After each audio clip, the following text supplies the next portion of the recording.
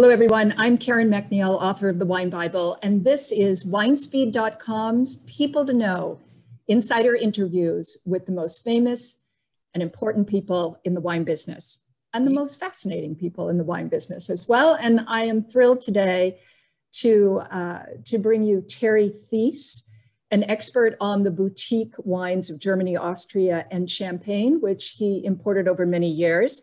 Terry is also an award-winning wine writer who has published two different books, Reading Between the Vines and What Makes Wine Worth Drinking, in praise of the Sublime.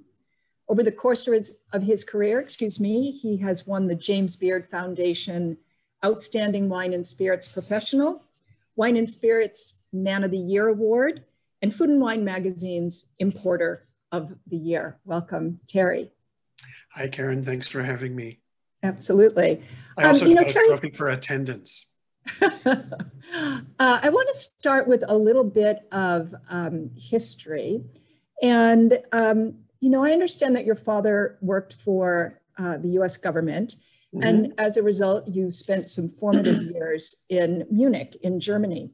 What was your first experience with wine there? Oh, well, it wasn't then. My father was the director of the European division of VOA, Voice of America. He'd be turning over in his grave if he were to see what's going on at VOA right now. I was in kind of middle school then, so it was 7th, 8th, 9th grades. So all I was really interested in then was rock and roll and girls. But it was the genesis of my wanting to return to Germany because I liked it there. I mean, we lived in Munich. It just was congenial to me. So when I was in my early 20s, I went back, and the idea was the hippie backpacking sort of thing. And I never intended to stay over there, but money ran out a lot more quickly than we had calculated. And so we needed to get some sort of work just to be able to get ahead financially, or just to keep our heads above the water financially. That's me and my ex-wife who was with me. And wine was an idea that I had at that point rather than an appetite. The idea was basically that wine was cool because rock stars drank it. And, I saw that happen in front of my eyes at a Rod Stewart concert. So I saw wine as kind of an accoutrement of the rock and roll lifestyle to which I aspired to belong. And so I had the idea of wine in my mind, and I was drinking Plunk at random.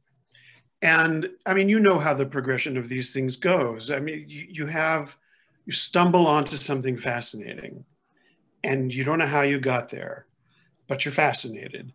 And now you think, I can't let this be random anymore. I need to learn what I need to know to be able to deliberately find my way back to something that tastes as beautiful and interesting as this. Yeah. And that happened to me when I was 25. All right, well, don't go there yet, because I want to touch on this music idea, because you nearly decided to pursue a musical career, right? Well, kind of, sort of. I mean, I was in bands and things like that. I quickly kind of grew disenchanted with what was, just the gigging musician's life. Trying to find a place to rehearse, humping gear, hot, sweaty, smoky clubs, making no money, all that stuff just didn't seem to me to address my love of playing music. So I quickly realized, I can continue to play. I just don't have to be a professional. But what I wanted to do, Karen, I've always been a born writer. I process experience by writing things. And I wanted to write reviews of rock albums. But Munich, Germany was not necessarily the best place to go about doing that, though I did publish a couple of reviews in the New Musical Express and one in Crawdaddy magazine, I think. And I wrote some columns for a guitar magazine. But it was, it was very clear I wasn't going to be able to make a living doing that. So once I got really into wine, then it was such an all-consuming passion that I realized before I even knew what I could do, I knew profoundly that I had to do something professionally, with this thing. At first I thought I'd write about it. And it took some years before I experienced the great disenchantment, which was that there's really not a lot of work in the world for wine writers and wine educators. Yes, something we know. Yes. But tell me a little bit about, and by the way, of course, your writing is extraordinary, and it's been wonderful to see you, whether it's remunerative or not, come full circle and write two of the most important books that have recently been written on wine. Thank you. But tell me a little bit about Riesling, because I'm imagining, you know, there you are, a young man, you fall in love with wine. Riesling, at least in the 1980s, was not, it didn't have this groundswell of people in the United States, or quite as big a groundswell of people who had fallen in love with it. Why did you fall in love with it? Well, it was the first wine that fascinated me. And so it was coincidental, probably, because I was living in Germany. So if I'd been living, let's say, in Florence rather than Munich, we might be talking about Vino Nobile di Montepulciano at this point, or Chianti Classico rather than Riesling. Riesling is a great blessing and a small curse. The small curse of Riesling is that because it was my formative wine, it completely spoiled me. It essentially destroyed my palate for anything that didn't have Riesling's virtues, which is to say, you know what they are: brilliance, clarity, quote, minerality, unquote, fidelity to the soil, a tendency to attract the kinds of vintners who are themselves humble, nature's humble servants, all that stuff. So I knew fairly quickly that Riesling was in my backyard, so to speak. And so I cut my teeth tasting it. And honestly, it's really no exaggeration to say that probably 90% of the first 1,000 wines I ever tasted were German Riesling. Again, like I say, an enormous blessing, because it conferred upon me an understanding of what wine was capable of. But at the same time, it made it very difficult for me to tolerate wines that didn't fulfill that capability. So it made me something of a curmudgeon when it came to wines of lesser quality than Riesling, which is to say, most wines. A lot. Right. Yeah. Well, so you come back and you convince a wine distributor in Washington, D.C. to let you create a portfolio of German wines, and you're smitten with Riesling. But my God, selling German Riesling in restaurants, there were no real German restaurants, maybe Luchau's in New York City, and that's it. So it wasn't like selling Chianti Classico to the 1 million Italian restaurants in America. Right. The whole sommelier community was far smaller. Did you ever kind of feel like, gosh, I'm in a real lonely part of the business?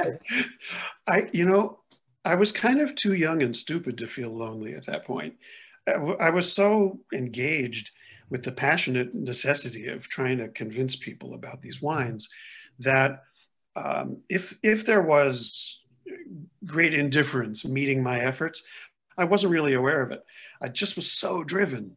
And there was a small market for German Riesling back in those days in the Midwest, where there was a certain amount of German ethnicity. In the state of Maryland, which was near where I lived, you had a lot of ex-military who had been stationed in Germany and who liked German wines. So it was actually possible to sell them. Though when I began in 1985, we had two kind of bad things happen. The 1983 vintage in Germany was very cheap because the dollar was strong, and it was very plentiful. So the market was flooded with this so-called great vintage wines at just rock bottom prices. Fast forward to me in 1985. The market is still flooded with these wines. The dollar has lost 30% of its value, and I'm trying to sell subsequent vintages to a market that was still sitting on a bunch of 83s that they had bought for much less. So that was a little bit of a struggle. But I mean, I wasn't really thinking of restaurants back then. I was really just thinking of trying to get as many cases of wine into retail stores as I possibly could. And that way was aided by the old Les Amis du Vin organization. I had written for that magazine, and so I knew a lot of the chapter directors around the country, and many of them were retailers. So I was able to pick up the phone and, you know, and sell wines to people like Dick Shear at Village Corner in Ann Arbor, Michigan, and several other people. But, you know, it wasn't my full-time job. I was the wine manager at Washington Wholesale Liquor Company. I was doing the German thing in my spare time. But you know, kind of what launched me, or really who launched me, I had sent a bunch of samples of wines from my portfolio to a German Wine Information Bureau tasting in New York City. And thus came to the attention of Howard Goldberg, who was writing for the New York Times in those days. Right. So Howard did a story on me because he attended that tasting, and something like 60% of the wines he wanted to recommend were wines of mine. So, you know, that was tremendous. I mean, it was I still have that article from the Times. It was like I had hair in those days. So occasionally we'll look at it ruefully. And that's what sort of got things up and running. But again, I mean, to return to the main point, I never really got discouraged back then, even though I wasn't what anybody would call successful. It only took one or two people. You know, I didn't have to have a mass clientele.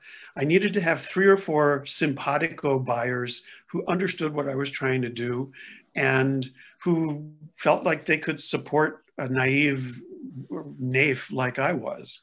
Well, then you go on, though, to tackle, I guess I can use the verb, Austria. Or be tackled by.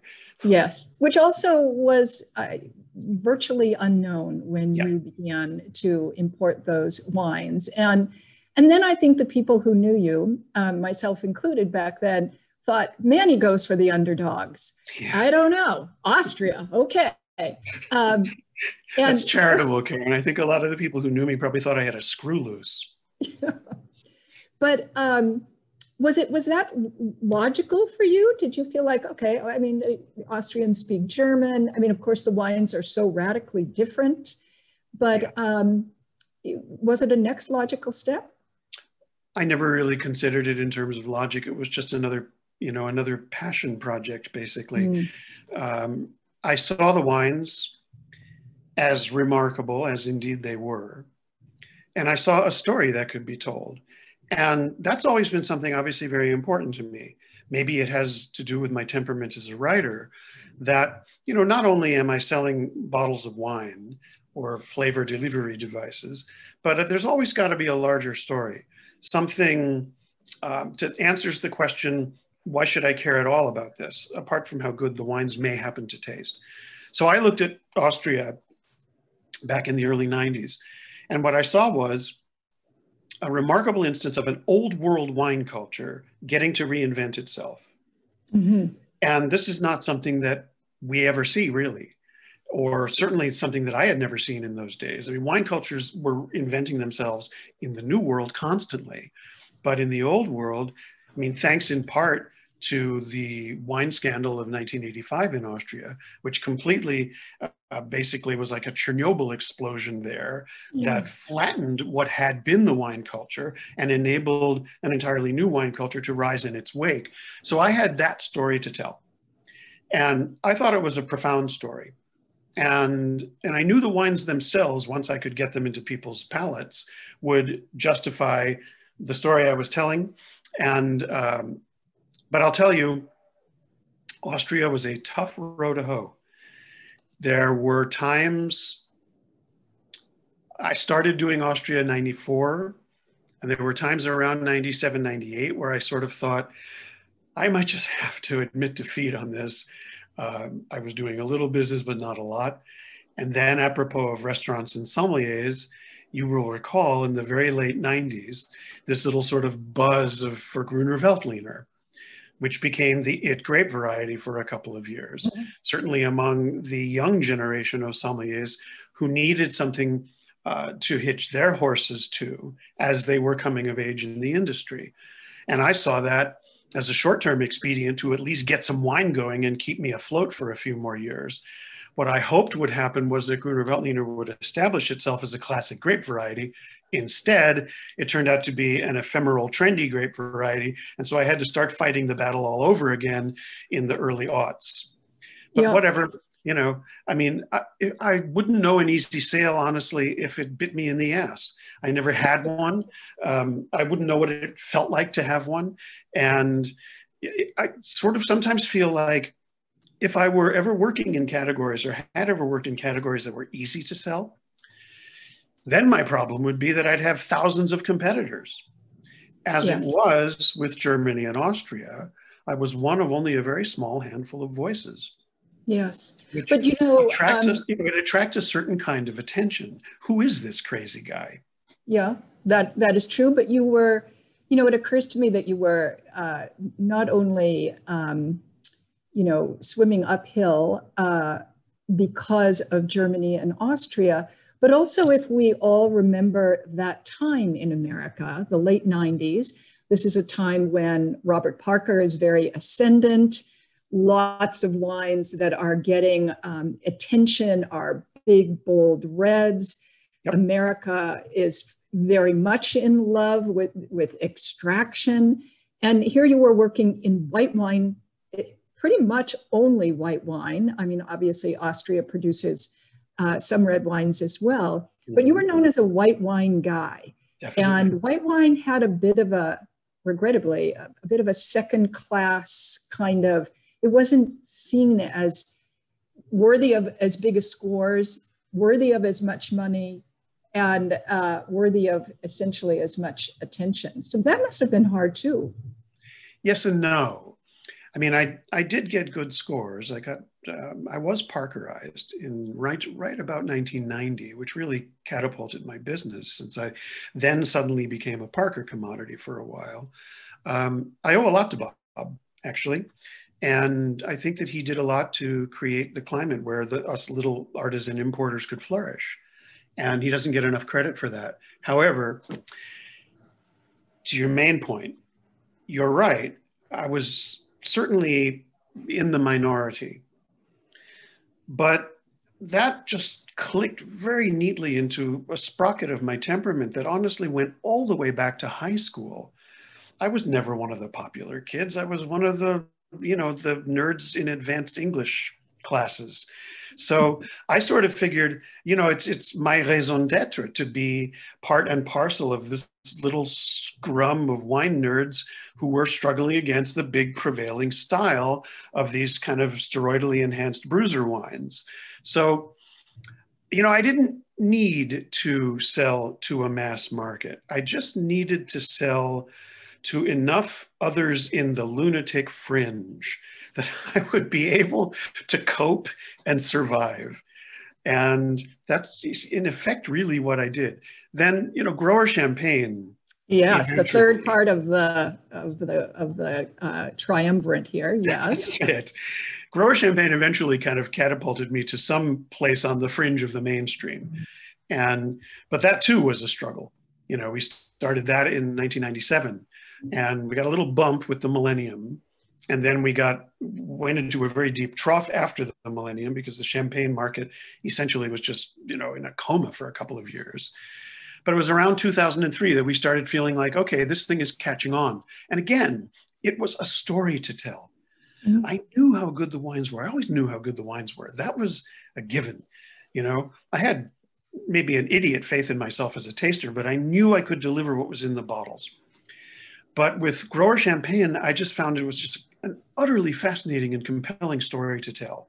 And I knew sooner or later that it was going to ignite.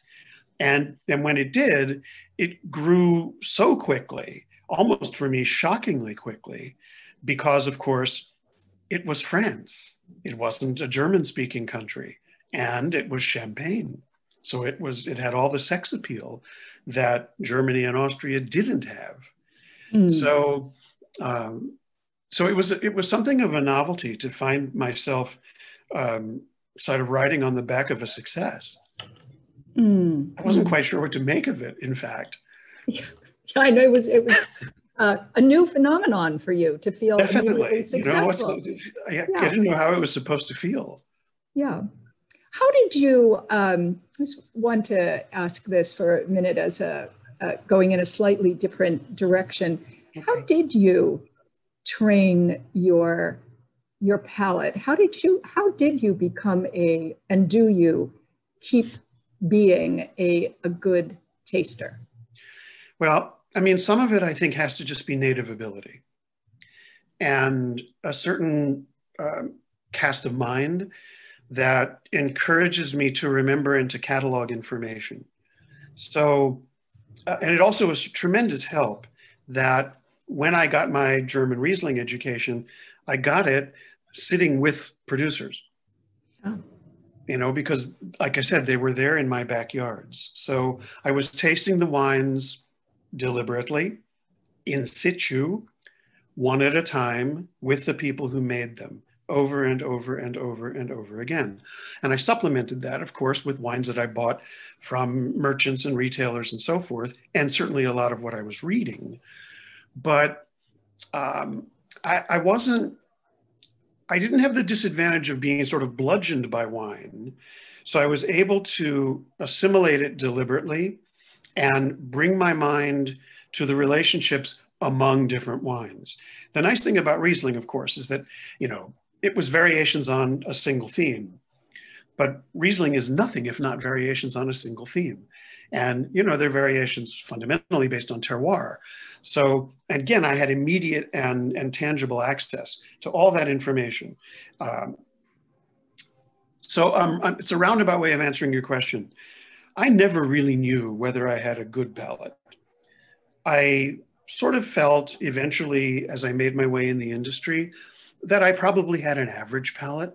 I certainly tasted with lots of people whom I felt had better palates than I did. More sensitive sensoria, one might say. But what I did have was good powers of concentration and the ability to liken things. This is to that, what that is to this. I remember once tasting a lot of young Bordeaux's from the 78 vintage at a wine merchant in Munich who had them all lined up to taste, like about 75 wines. And I had never tasted, obviously, that much Bordeaux. And I was going through tasting. And I said to the guy at one point that the Margaux was to the Lafite what the Mosel was to the Rheingau. And he kind of looked at me and then looked at my then wife and said, "Your husband has a good palate." And I was struck by that because I just thought that was just another one of my own little subjective idiot associations. But here I was validated by this wine merchant. And I thought, well, maybe there is something to this. And you know, Karen, as anybody who comes up through wine, you struggle and struggle and struggle and struggle. You're trying to make sense out of it. You know, your mind is frantically organizing information.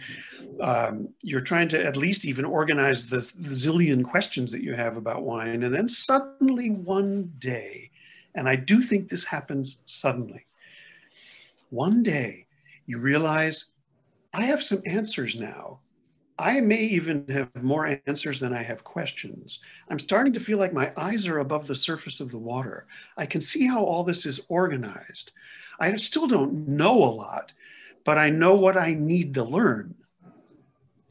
So true. Yeah, and I think that that probably started happening to me not very long after I got into the industry. So when I got back to the States, 83, 84, 85, and now I was tasting tons of wines, and I was tasting a lot with other wine people, which was also a new experience for me. And then I started feeling like, okay, I'm going to be able to make my way through this. Yeah. You know, I just sort of sussed it. I mean, I realized Well, we don't need to go necessarily further along down that road. I don't know. I still don't know what kind of a palate I have. I do know, with 40 some odd years of tasting under my belt, that when I bring a wine onto my palate, I am taking, it's like a flash bulb goes off. I'm taking a digital photograph of that wine. It's happening in a nanosecond. And without being able to verbalize it, I know almost non-cognitively everything I need to know about that wine. If I have to stop and put it into words, it's a little frustrating because I have to slow this process down. And now I have to make it analytical, where it's happened like that intuitively. And it bothers me sometimes. But if a wine is deeply compelling, emotionally or spiritually compelling, then I have all the time in the world for it. Then I just want to just retreat from the world with the notebook and pen and write for as long as the spirit moves me. Well, I hope that you will be drinking a great wine when we send you a list of more questions. Oh, thank you. This has been a phenomenal interview, and we encourage everyone who is watching to check out the questions below on the People to Know page, where Terry will continue answering questions about his extraordinary career, both as an importer and a career that continues as a writer in the wine business. Terry, thank you so much for joining us on People to Know. And thank you for joining us. Don't miss Terry Theise's interview. I'm Karen MacNeil.